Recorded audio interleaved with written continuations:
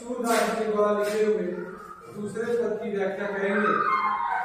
तो देखिए सूरदास जी के द्वारा लिखा गया दूसरा पद तो हम कल ही पढ़ चुके थे, तीसरा पद इसमें वात्सल्य रस का अनुपम चित्रण किया गया है सूरदास जी के द्वारा। अब सबसे पहले तो ये जानना है कि वात्सल्य रस किसे कहते हैं। तो वात्सल्य रस वो होता है जिसमें माता पिता का अपनी संतान के प्रति प्रेम प्रदर्शित हो, ऐसे रस को वात्सल्य रस के नाम से जानते हैं। इसमें माता यशोदा का अपने पुत्र श्री कृष्ण के प्रति प्रेम प्रकट हो रहा है, इसलिए इसमें वात्सल्य रस होगा। तो देखिए किलकत कान गुरुवन आवत मनिमय कनक नंद कै आंगन बिंब पकड़िमै भाव कबहु निरति हरि आप छान को करि सौ पकड़न चाहत किला की हसत राजत द्वय दतिया पुनि पुनिति अवगाहत कनक भूमि पर कर पर छाया यह उपमान इक राजति करि करि प्रतिपद प्रतिमनि वसुधा कमल बैजती साजति बाल दशा सुख निरति जसोदा पुनि पुनि नंद बुलावती अचरा कर लय ढाक सूर्य के प्रभु को दूध पियावत। तो देखिए इस पद में माता यशोदा का अपने पुत्र श्री कृष्ण के प्रति प्रेम प्रकट हुआ है। माता यशोदा श्री कृष्ण के प्रति जो प्रेम प्रदर्शित करती हैं उसको सूरदास ने अपने शब्दों में व्यक्त करते हुए लिखा है कि किलकत कान गुरुवन आवत। सूरदास जी कहते हैं कि प्रभु श्री कृष्ण घुटनों के ऊपर चलते हुए किलकारी मारते हुए घुटुरवन माने घुटनों के ऊपर चलते हुए आवत माने आ रहे हैं। प्रभु श्री कृष्ण घुटनों के ऊपर चलते हुए किलकारी मारते हुए आगे की ओर बढ़ रहे हैं या आ रहे हैं।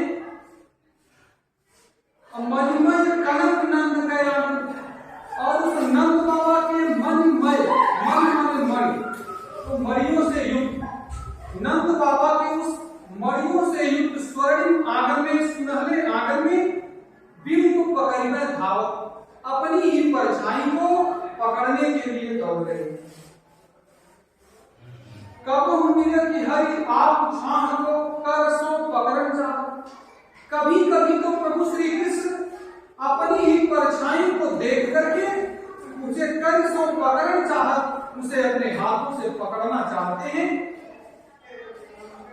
किलक की हंसत राजत द्वय दतिया और जब वे किलकारी मारकर तेजी से हंसते हैं तो राजत द्वय दतिया तो उनके सामने के या आगे के दोनों दांत अत्यधिक सुशोभित होते हैं। और वे बार बार इसी दृश्य को इसी क्रियाकलाप को बार बार दोहरा रहे हैं।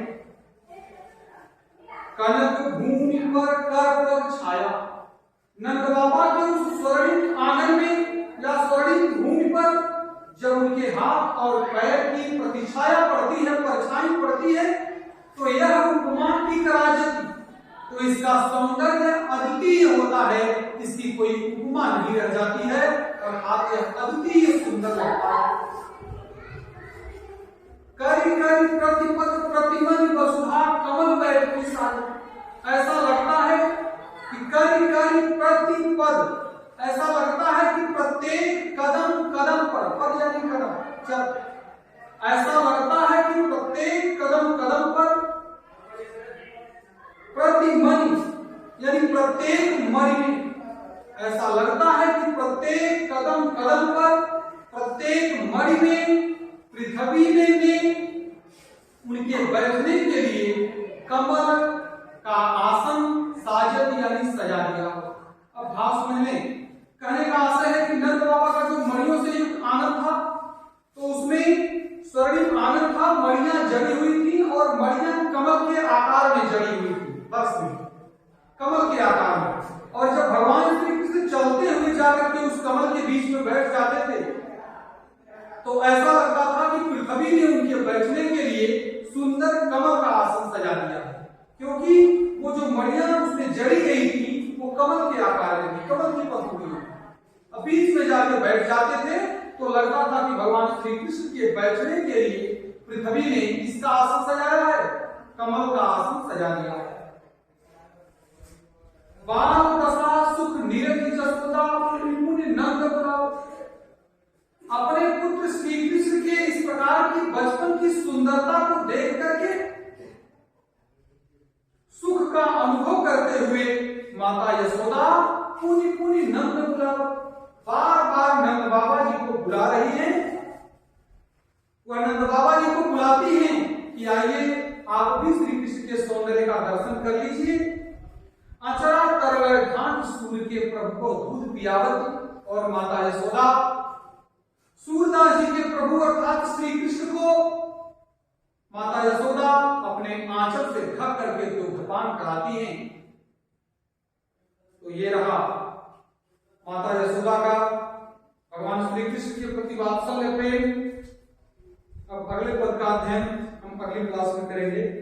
सभी लोगों को धन्यवाद।